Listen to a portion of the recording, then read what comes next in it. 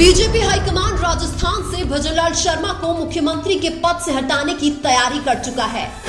लोकसभा चुनाव के परिणाम आने के बाद भजनलाल शर्मा को सीएम के पद से हटाकर नया सीएम बनाया जा सकता है।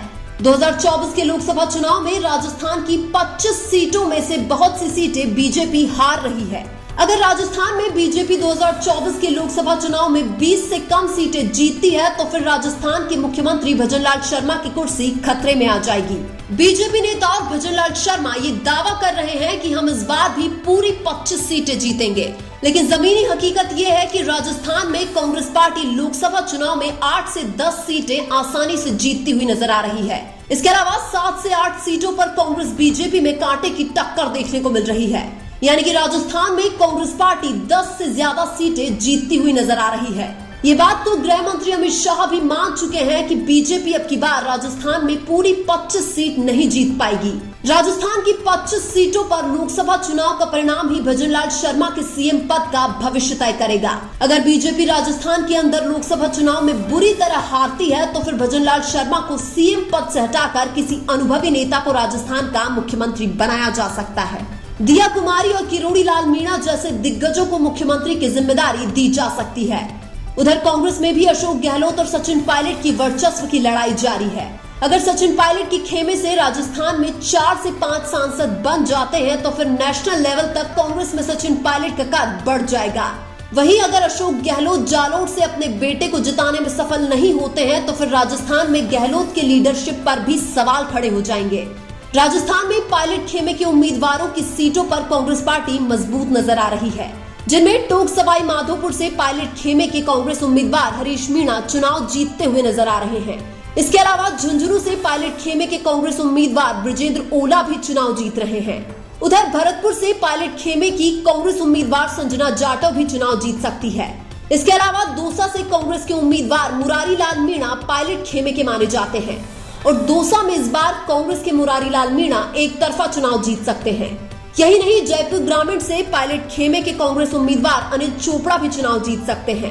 अगर पायलट खेमे के नेता चुनाव जीत जाते हैं और गहलोत खेमे के नेता चुनाव हार जाते हैं तो फिर राजस्थान की कांग्रेस पार्टी में सचिन पायलट को सबसे बड़ा लीडर माना जाएगा। लेकिन सबसे बड़ा सवाल ये है कि अगर 2024 के चुनाव में राजस्थान में कांग्रेस पार्टी अच्छा प्रदर्शन करती है और बीजेपी भजनलाल शर्मा को मुख्यमंत्री के पद से हटाती है तो नया मुख्यमंत्री कौन बनेगा। लेकिन एक बात तो तय है कि अगर भजनलाल शर्मा को सीएम पद से हटाया जाता है तो राजस्थान में पहली बार के विधायक को तो मुख्यमंत्री किसी भी हालत में नहीं बनाया जाएगा। ऐसा भी हो सकता है कि बीजेपी राजपूतों की नाराजगी दूर करने के लिए भजनलाल शर्मा की जगह दिया कुमारी को ही मुख्यमंत्री बना दे। उधर आदिवासी समाज की नाराजगी दूर करने के लिए किरोड़ी लाल मीणा को भी भजनलाल की जगह मुख्यमंत्री बनाया जा सकता है।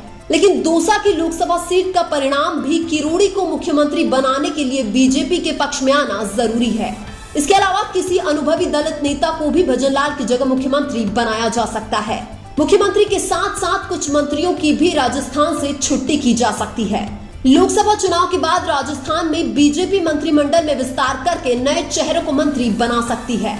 अगर बीजेपी राजस्थान में 20 से ज्यादा सीटें जीत जाती है तो भजनलाल शर्मा की कुर्सी बच सकती है।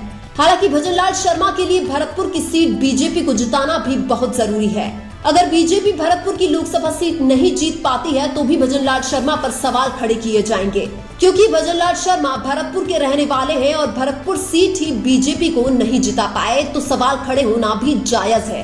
भजनलाल शर्मा के साथ साथ राजस्थान बीजेपी के प्रदेश अध्यक्ष सीपी जोशी को भी प्रदेश अध्यक्ष के पद से हटाया जा सकता है।